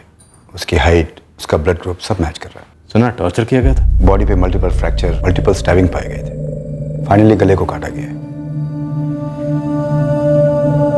अब तो पक्का बम फूटने वाला है। मीडिया वाले तो बवाल मचा देंगे। पहले क्यों नहीं बचाया, साजिश क्या थी? लगता है पुलिस भी कातिलों से मिली हुई है। टीआरपी और नहीं तो क्या। कंफर्मेशन के लिए बॉडी का डीएनए टेस्ट भी ले लेते। धनंजय के बेटे रवि और छोटे भाई भूपेन दोनों के सैंपल्स ले सकते हैं। हाँ सर, ये डीएनए टेस्ट जरूरी होगा, वरना वो भोपाल सवेरा वाले हम डॉक्टर्स को भी साजिश में शामिल कर देंगे। 17 नवंबर को धनंजय अगवा हुआ। 18 नवंबर को पुलिस में मिसिंग कंप्लेन लिखाई गई। 23 नवंबर को उसकी कार मिली और आज 28 नवंबर को उसकी लाश। पूरा भोपाल जानना चाहता है, पूरा मध्य प्रदेश जानना चाहता है कि इस पूरे एक हफ्ते पुलिस क्या कर रही थी। इस केस में गड़े मुर्दे नजर आ रहे हैं। धनंजय ने अपने पत्र में साफ साफ लिखा था कि उसकी जान को खतरा है। उसके बावजूद पत्र से मिले सारे इशारों को नजरअंदाज किया गया। क्यों? किसके कहने पर? करप्शन के घिनौने जाल में धनंजय चौधरी की आहुति चढ़ी है। अहम सवाल यह है कि अगवा किए गए पूरे एक हफ्ते तक धनंजय को कहां रखा गया, जहां उसका इतना भयंकर टॉर्चर हुआ। आखिर पुलिस धनंजय तक क्यों नहीं पहुंच पाई? क्या पुलिस धनंजय तक पहुंचना या उसे बचाना भी चाहती थी? हमें कोई आश्चर्य नहीं हो रहा है इस भयानक शर्मनाक हत्या से, क्योंकि ये सिस्टम पूरी तरह से भ्रष्ट है, जो सिर्फ अमीरों का है, बड़े बड़े बिल्डर की लॉबियों की। बड़े बड़े बिल्डर गरीब लोगों के हक की जमीन छीनना चाहते हैं और ये सिस्टम उनकी मदद करता है। हम अदालत से ये मांग करते हैं कि पुलिस को यह आदेश दिया जाए कि निष्पक्षता से धनंजय के हथियारों को पकड़े और उन्हें कड़ी से कड़ी सजा दिलवाएं। उस बिल्डर को पकड़ें और उस बिल्डर के उच्च अधिकारी दोस्तों को भी पकड़ें और उनके खिलाफ कड़ी से कड़ी कार्रवाई करें जो इस प्रचंड घोटाले में शामिल है। किशोर, जब सब कुछ मेरे जिम्मे आ रहा है, जैसे मैं ही पूरे कांड का मास्टरमाइंड। अब इसमें मैं क्या कर सकता हूँ रंजीत जी? देखिए, मैंने तो जो करना था वो मैंने कर ही दिया था ना।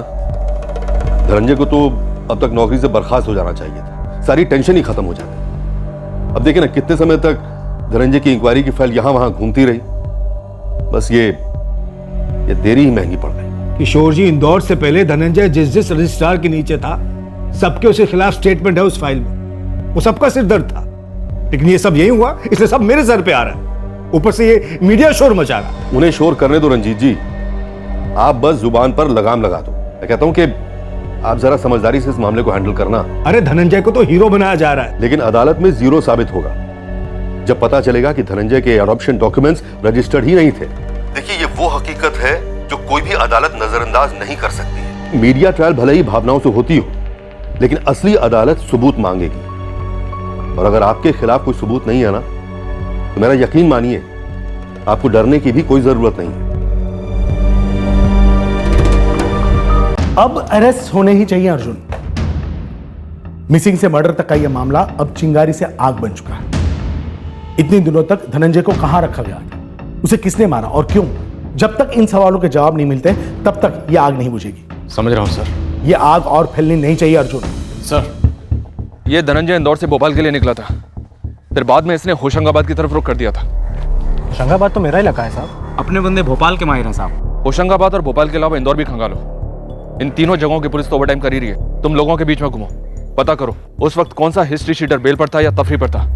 सबके सबको हाजिर करो। डेट और टाइम बताइए, मैं पहुंच जाऊं। लेकिन मैडम, पहले ये बताइए कि आप मुझसे और क्या नया ऐसा पता करना चाहेंगी जो आपने पहले पता नहीं किया?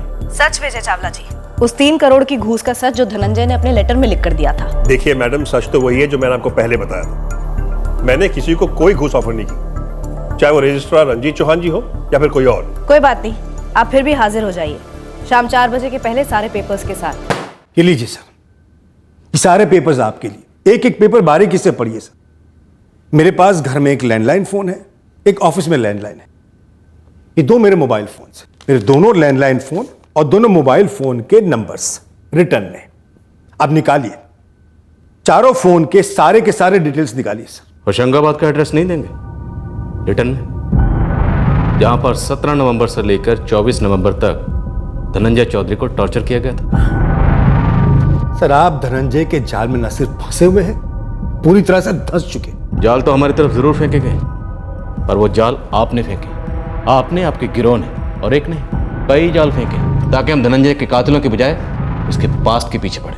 अब आप ये बताइए कि एक हफ्ते तक धनंजय को कौन सी बात उगलवाने के लिए टॉर्चर किया गया या कौन सी बात कबूल करने के लिए? सर, धनंजय के इंदौर वाले फ्लैट से ऐसा कुछ भी नहीं मिला है जिससे हमें कोई भी लीड मिल सके। धनंजय का कंप्यूटर स्कैन किया सर, कुछ भी नहीं निकला। मैंने धनंजय के दोनों करीबी ऑफिस कोलीग्स यतिन शर्मा और शारदा पचौरी से भी बात की। दोनों को आइडिया नहीं है कि विजय चावला के 3 करोड़ के ऑफर के अलावा धनंजय के पास और क्या क्या जानकारी थी। ऑफिस में और कोई बातचीत, अफवाह, गपशप? एक नई डेवलपमेंट हुई है सर, शारदा पचौरी ने इस्तीफा दे दिया है। 1 महीने के नोटिस पीरियड पे काम कर रही है। इस्तीफा किस लिए? धनंजय के मामले से हिल गई है। अर्चना, शारदा को तुरंत इस कहने पर डाल दो। हो सकता है ये कोई जानती हो, डर रही हो, या फिर शारदा का इस्तीफा देना ये भी कोई चाल हो। सिर्फ शारदा ही क्यों, मैं खुद भी पूरी तरह हिला हुआ हूँ। पर इस्तीफा तो सिर्फ शारदा ने दिया, आपने नहीं, वो भी एकदम अचानक से। क्यों? वो तो शारदा ही जाने से। मैं तो सिर्फ इतना जानता हूं कि मेरे हाथ के नीचे मेरे दफ्तर में 1 पैसे का घोटाला नहीं हुआ, 1 पैसे का गफला नहीं हुआ। सर, मैं आपसे पहले भी कह चुका कि आप लॉजिक देखिए, लॉजिक। धनंजय को मार के किसी को क्या मिलता? धनंजय उस पोजीशन में था ही नहीं कि वो किसी की फाइल को रोक सके या उसे आगे बढ़ा सके। उसके पास वो अथॉरिटी नहीं थी। और जिसका नाम उसने लेटर में लिया था, वो बिल्डर विजय चावला, उसकी फाइल तो कभी धनंजय के पास गई नहीं थी।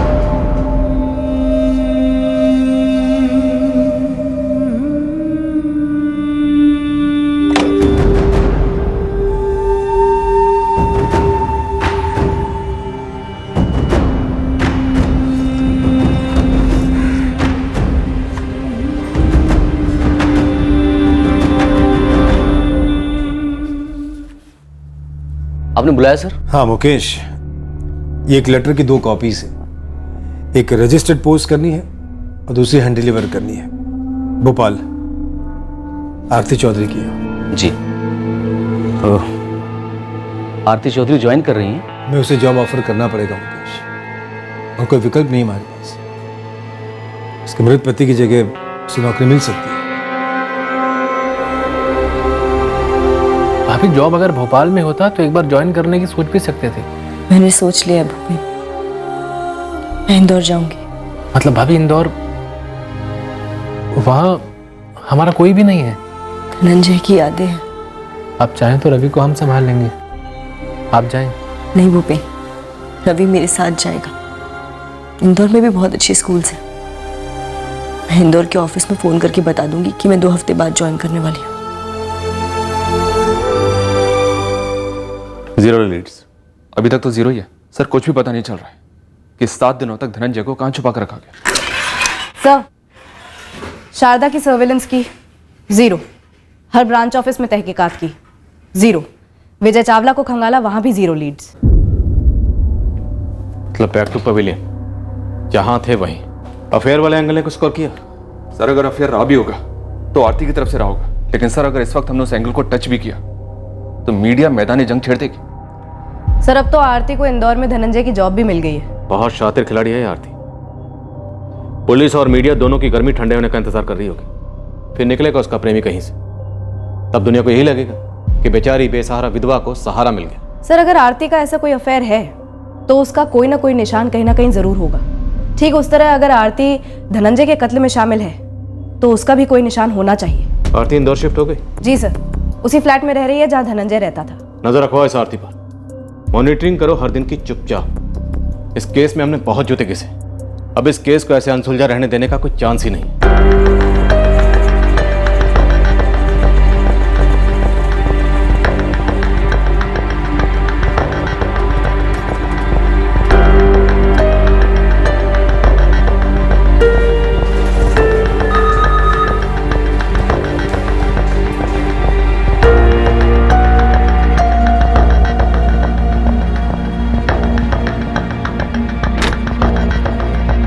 Come in, sir. Please come.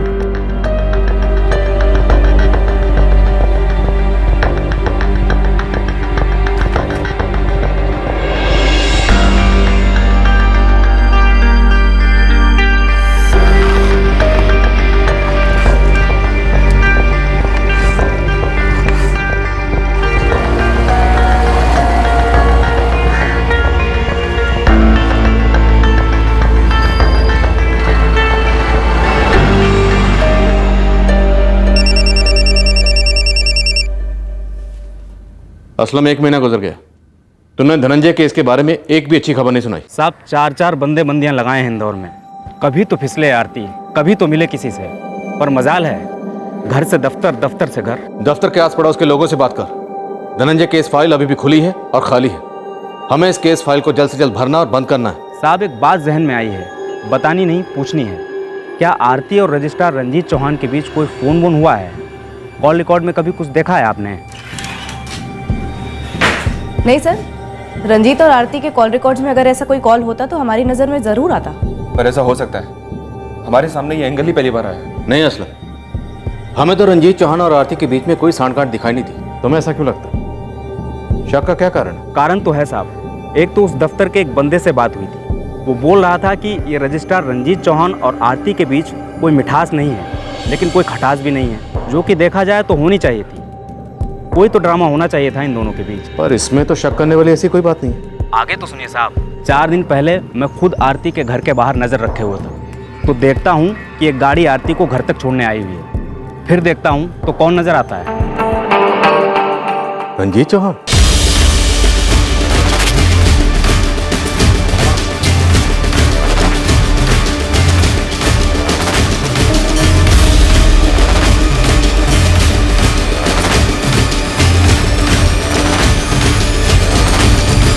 Sir ये आरती पूरा टाइम रंजीत चौहान को गाली देती रही, उस पर इल्जाम लगाती रही, ताकि हम इस एंगल के बारे में सोचे ही नहीं। मानना पड़ेगा सर, बड़ी शातिर औरत है ये आरती। अर्चना याद है? आरती ने हमें क्या भाषण दिया था? क्या कहा था उसने रंजीत चौहान के बारे में? और ये जो ब्लाउज फाड़कर मर्दों को डराने और पल्लू गिराकर मर्दों को लुभाने का घटिया इल्जाम लगा रहे ना आप मुझ पर। अगर मुझे ऐसा करके कुछ भी हासिल करना होता ना, तो उस 2 टके के आदमी पर क्यों आजमाती? सीधे उस बड़े आदमी रंजीत चौहान को अपने वश में करती, उस पर बलात्कार का इल्जाम लगाती। उसने हमारे सामने बात रखी थी, हमने समझा ही नहीं, बात सुनी ही नहीं। तो सर ये मामला करप्शन का नहीं, अफेयर को लेकर था, इसलिए धनंजय मारा गया। सर एक मसला तो पहले से ही मौजूद था, धनंजय के अपॉइंटमेंट की इंक्वायरी, उसके पास्ट रिकॉर्ड और काम चोरी का। शायद इस मसले का इस्तेमाल एक अफेयर को अलग रंग देने के लिए किया गया। धनंजय चौधरी के बारे में हमारे सामने जितनी भी बातें पेश की, अच्छी या बुरी, सब सही हो सकती है, और उन सारी बातों का इस्तेमाल धनंजय चौधरी की एक और ही तस्वीर पेश करने के लिए बड़े शातिर तरीके से किया गया, एक अलग जाल बुनने के लिए। पर इस एंगल में भी एक कड़ी जुड़ नहीं रही, आंकड़ा बैठ नहीं रहा। वो ये कि धनंजय को 7 दिन जिंदा क्यों रखा गया? सर मुझे लगता है हमें इस आरती पर सर्विलेंस और टाइट कर देनी चाहिए, इसी से पक्का कोई लीड मिल सकती है।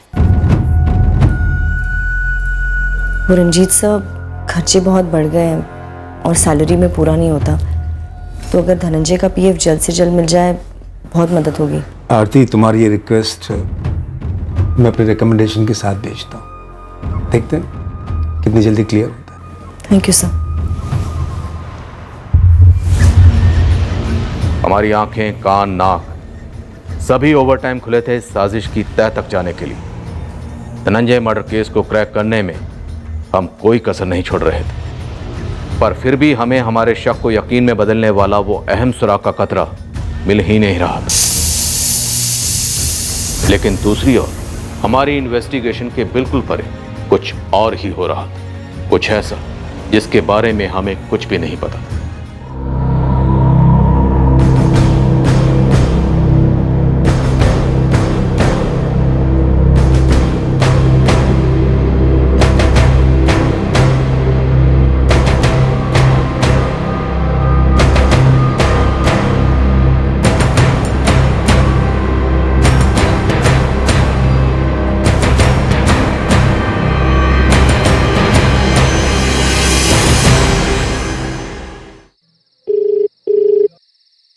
कब? बार बार वही बात क्यों उठा रहे हो? उस समय मुझे जो ठीक लगा मैंने वो किया, और अगर मुझे पता होता कि उसके कारण इतने बखेड़े खड़े होंगे तो मैं ऐसा करती ही क्यों? अच्छा अब वो सब छोड़ो और बताओ कि आगे क्या प्लान है?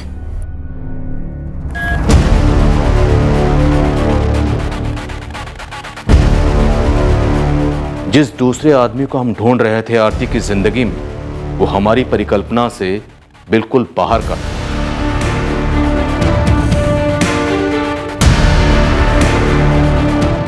बहुत जल्द हमें पता लगने वाला था कि इस साजिश की गाड़ी ना सिर्फ गलत पटरी पर थी, बल्कि पटरी से उतरने भी वाली थी। सर मेरा नाम गोविंद शुक्ला है, मैं यूके वीज़ा ऑफिस से बोल रहा हूँ। सर मैंने वो धनंजय चौधरी मर्डर केस को बड़े इंटरेस्ट के साथ फॉलो किया था जब पिछले साल नवंबर में न्यूज़ ब्रेक हुई थी। यस मिस्टर गोविंद, वो केस अभी भी सॉल्व नहीं हुआ। कुछ कहना उस केस के बारे में आपको? जी हाँ सर, उसके लिए ही फ़ोन किया है। प्लीज़ कहिए। सर हमारे यूके वीज़ा ऑफिस में पिछले हफ्ते एक फैमिली एप्लीकेशन आई है टूरिस्ट वीज़ा के लिए। प्राइमरी एप्लीकेंट है धनंजय चौधरी। क्या शुक्ला जी, आपको कोई गलतफहमी तो नहीं है? हो सकता है ये कोई दूसरा धनंजय चौधरी हो। जी नहीं सर, एप्लीकेशन फॉर्म पे वही आदमी का फोटोग्राफ अटैच्ड है जिसका फोटो टीवी, न्यूज़पेपर, इंटरनेट पे दिखाया गया था। और इसकी पत्नी भी वही आरती चौधरी है जो आरती चौधरी टीवी चैनल पर अपील कर रही थी। और उसका बेटा रवि चौधरी, उम्र 12 साल।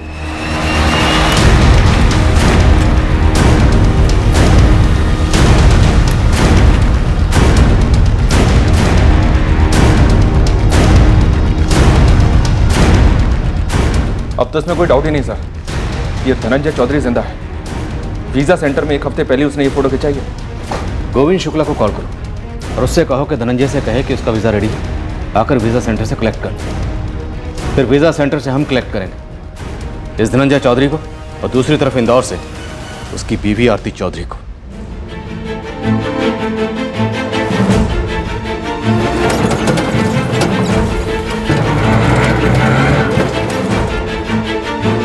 हाँ साहब, बच्चों को स्कूल बस में बिठाकर आरती दफ्तर के लिए निकली है। रोज की तरह वही रूटीन, कोई चेंज नहीं है साहब।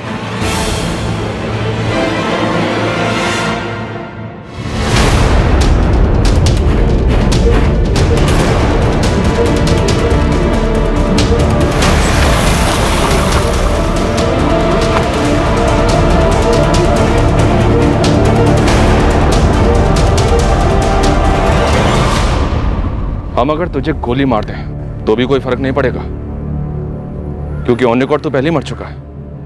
अंतिम संस्कार भी हो चुका है तेरा। क्यों धनंजय चौधरी?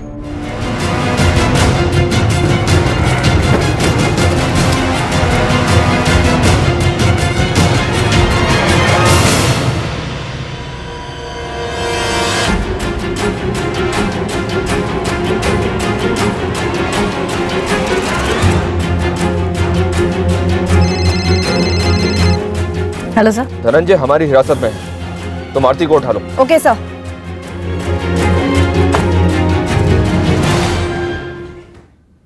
हमें जो भी कहानी सुनानी है ना, जल्दी सोच ले, क्योंकि बहुत ज्यादा टाइम नहीं है तेरे पास। थोड़ी देर में तेरी बीवी आरती भी हाजिर की जाएगी। आरती ऑफिस में नहीं है, पर अभी अभी तो तुमने कहा था कि तुमने आरती को ऑफिस के अंदर जाते हुए देखा था। सर आरती गई तो ऑफिस के अंदर ही थी, पर लगता है वहीं से कहीं चुपके से निकल गई।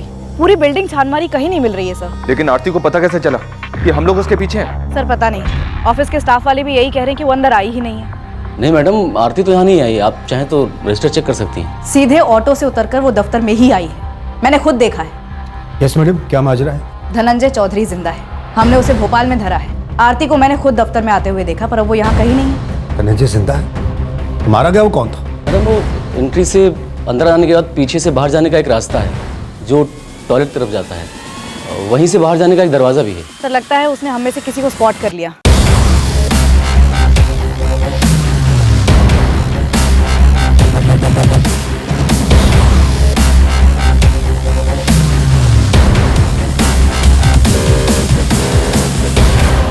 इंदौर पुलिस को अलर्ट करो। एक टीम तुरंत आरती के घर पर भेजो, मकान मालिक को भी आगाह करो सर, और दूसरी टीम आरती के बेटे रवि के स्कूल पर भेजो। पूरे चार्जेस है कि फरार होने से पहले आरती अपने बेटे को लेने उसके स्कूल जाए। Bus stand, railway station, taxi stand, सब जगह माँ बेटे की फोटो भेजो, टीम भेजो। ये आरती चौधरी बचकर नहीं निकलनी चाहिए। तूने और तेरी बीवी ने जो हमें गोल गोल घुमाया है ना, उसका बिल तो पेश होगा, और वो भी टैक्स के साथ। पहले ये बता कि तेरी बीवी आरती इंदौर से जाकर छुपी कहाँ, किसके पास जाकर छुपी है, और तेरे इस प्लान में और कौन कौन शामिल था? सिर्फ हम दोनों ही थे सर। मेरे बेटे रवि को भी कुछ नहीं पता है। मेरी समझ में नहीं आ रहा है उसे कैसे पता चल गया कि मैं पकड़ा गया हूं। टूरिस्ट वीजा लेकर यूके भाग रहे थे, ताकि वहां जाकर गायब हो जाओ? प्लान था क्या? शुरू से लेकर अब तक सब कुछ बोल।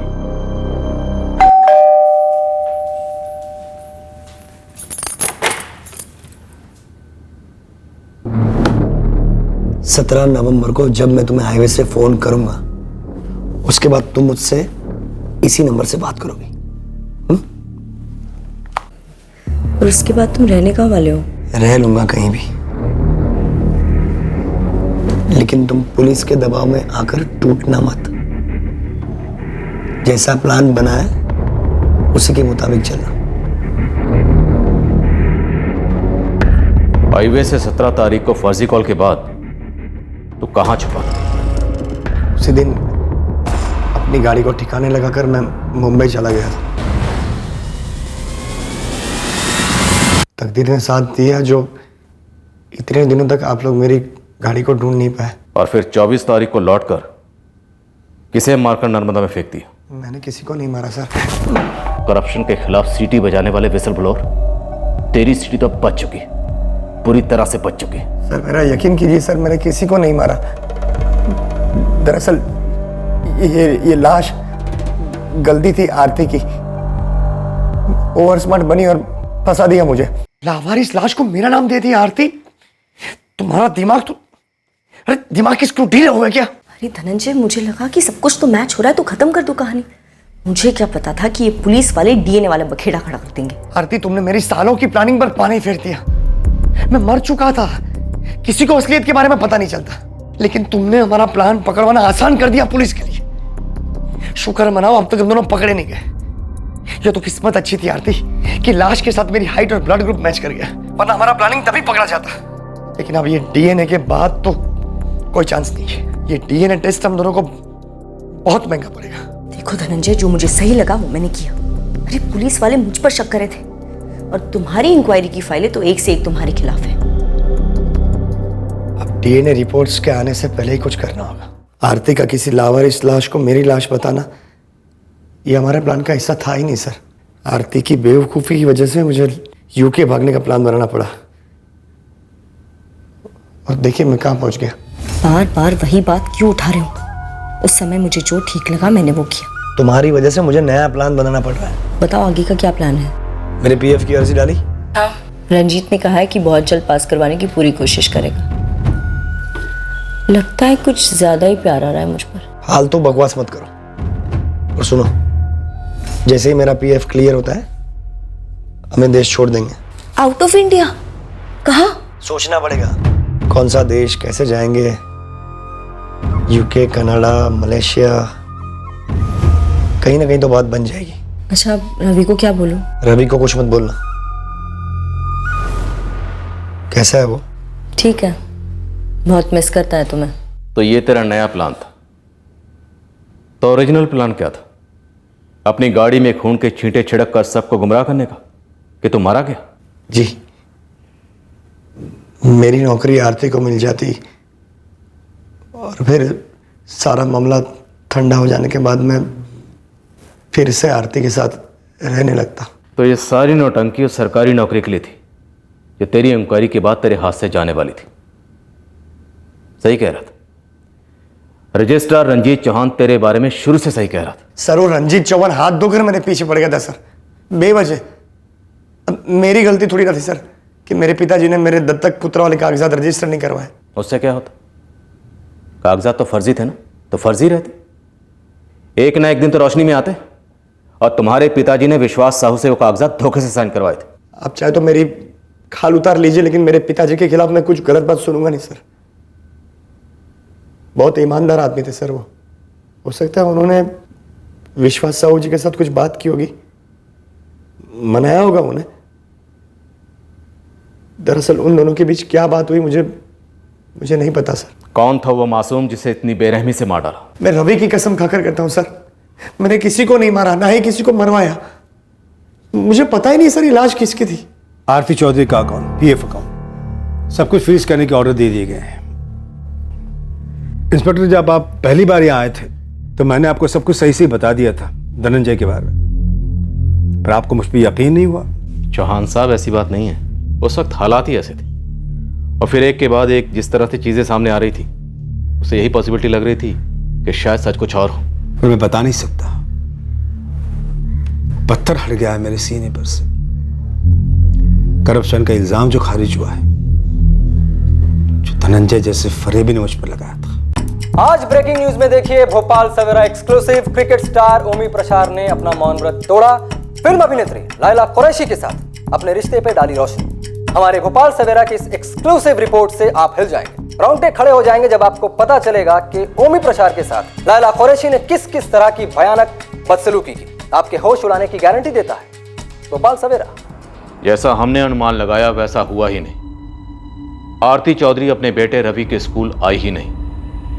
बौखलाए रवि की कस्टडी धनंजय के भाई भूपेन चौधरी को दी गई है। आरती चौधरी फरार हो गई है।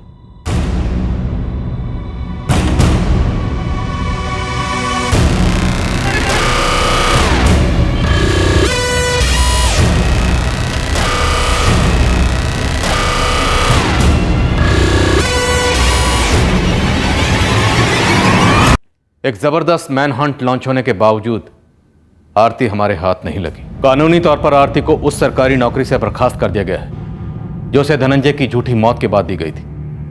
धनंजय तो वैसे भी डिसमिस ही होने वाला था। नदी किनारे मिली लाश का डीएनए सैंपल लोकल पुलिस को सौंप दिया गया है। हमें अभी तक उस आदमी के बारे में कुछ भी पता नहीं चला। अगर डीएनए मैचिंग रिजल्ट पहले आ गई होती तो इस केस ने दोबारा स्पीड पकड़ ली होती और आरोपियों को भनक लग गई थी कि इससे उनकी साजिश की कमर टूटेगी। इसलिए उन्होंने प्लान बी बनाया जो बुरी तरह नाकाम रहा और अपने मुंह के बल गिरा। झूठों के शोर में अक्सर सच और सच की खोज डूब जाते हैं। यह हम आए दिन देख रहे हैं, देखते आए हैं और दुर्भाग्यवश आगे भी देखेंगे। पर एक अटल सच यह है कि किसी भी सच को झूठ की ढाल छुपा नहीं सकती। कानून का तीर उस ढाल को चीरता ही है, फिर भले ही वो ढाल लाख झूठों से बुनी गई हो। फिर मिलेंगे अगले हफ्ते एक और नए केस के साथ क्राइम पेट्रोल सतर्क में। जय हिंद। इस तरह के और भी एपिसोड देखने के लिए हमारे चैनल को सब्सक्राइब करें और बेल आइकन दबाना ना भूलें।